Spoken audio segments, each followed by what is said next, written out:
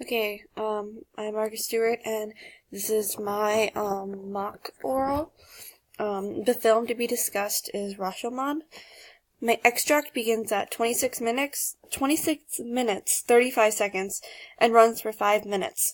In the opening shot, we see a close-up on the bandit's face as he peers through the brush to look at the wife as she waits for her husband to return. My time starts right now. Rashomon was released in 1950 in Japan and was directed by Akira Kurosawa. This is a crime and mystery drama, and this particular scene comes towards the beginning of the film. Like many crime films, this film analyzes the difference between truth, good, evil, and falseness, yet establishes a gray area in between these four aspects. This entire conflict ties into the central theme of the film, the subjective nature of truth and the perception of reality.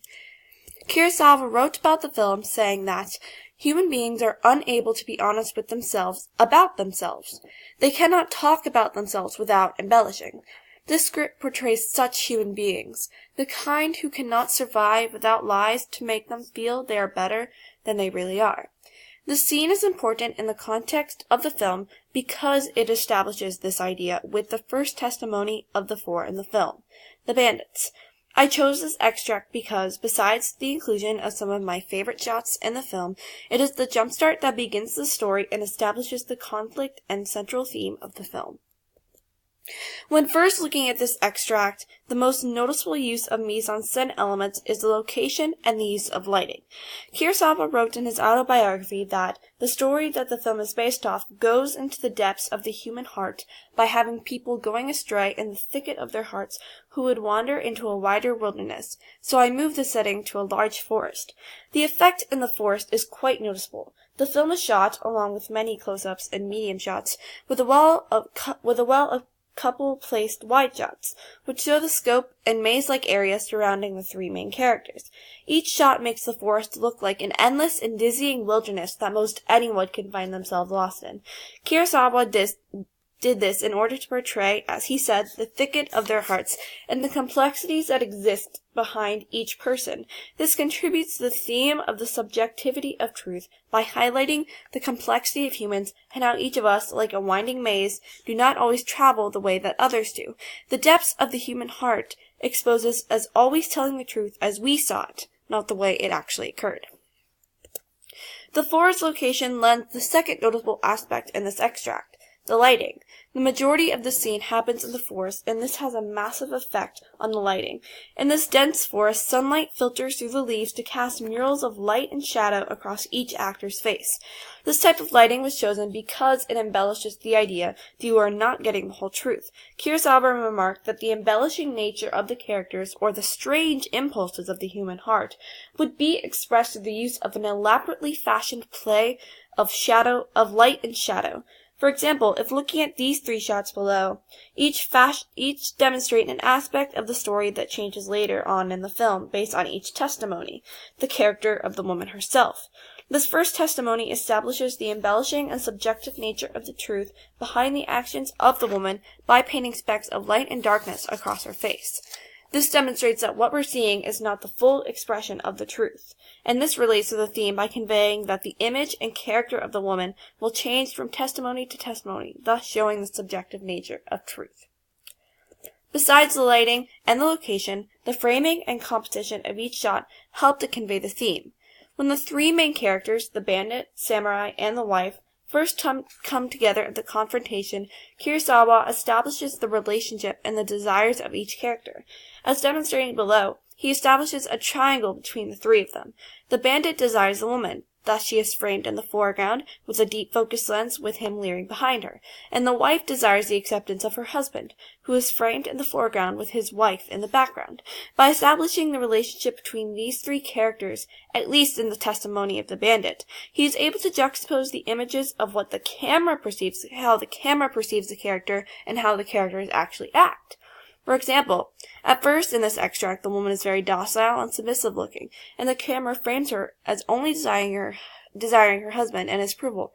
Yet, by the end, She is fighting against the bandit with her own dagger. This ties into the theme as it demonstrates how the bandit sees the woman, but in reality she is something completely different, thus showing the subjective nature of truth.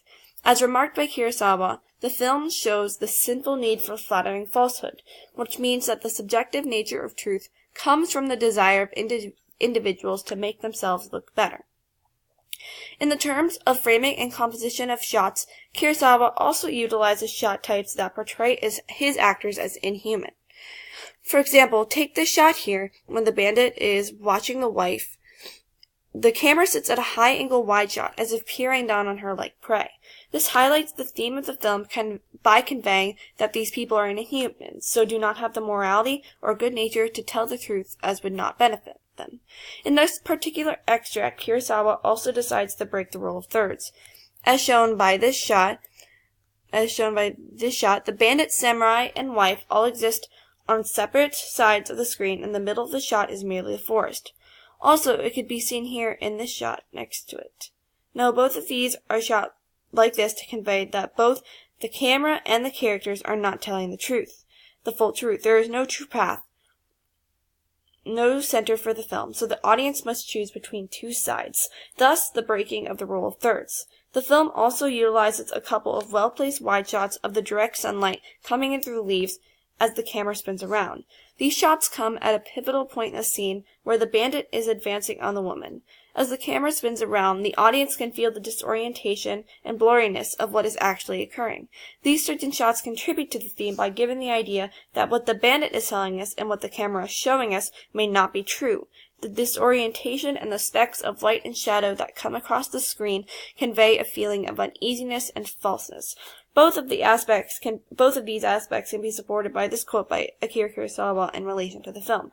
He wrote that Rashomon is like a strange picture scroll that is unrolled and displayed by the ego. Another important aspect in the film is the acting and staging presented in this extract. Like the camera framing around the bandit, the acting is very inhuman-like. The bandit is very scruffy and rough and acts like a monkey hopping around as he corners the desperate woman.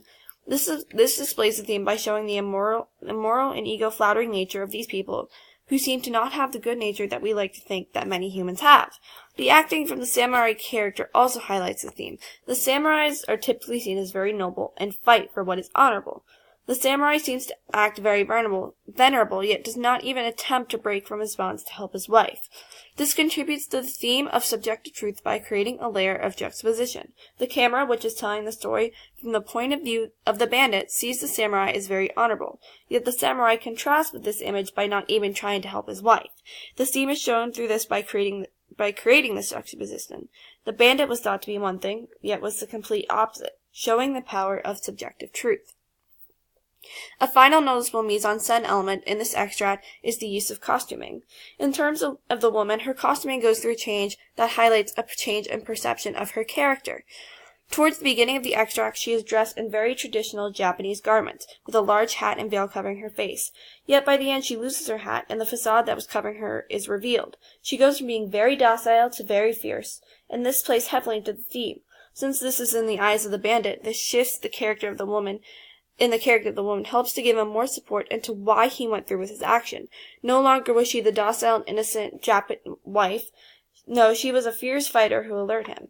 This shows that the way her character was perceived by the camera was changed by the bandit in order to not sacrifice his ego, or to admit his responsibility by telling the truth of the deed. As stated by a quote from Kurosawa, they cannot talk about themselves without embellishing. This script portrays such human beings, the kind who cannot survive without lies to make them feel they are better people than they really are.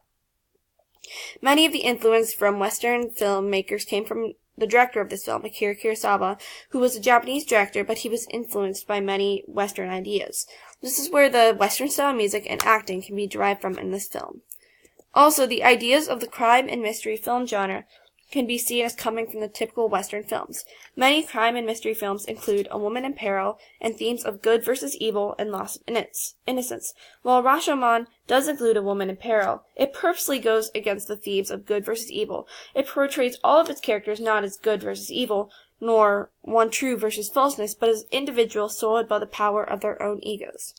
When Rashomon was first released, it was well received by international audiences and was praised by critics, and won the Academy Award for Best Foreign Film, yet was not well received in Japan. This was probably due to the cultural atmosphere of that time period. The film was released only a couple of years after the end of World War II, and many see it as not a direct analogy of the subjugation of Japan by the West, but merely a product of post-war Japan. Still, if you look at the characters, it is hard not to see the resemblance. This can be also seen in the environment of Rashomon. From the gloomy rains to the destroyed Rashomon Gate, it is definitely a product of a defeated, gloomy, and miserable post-war Japan. And that is the end of this presentation.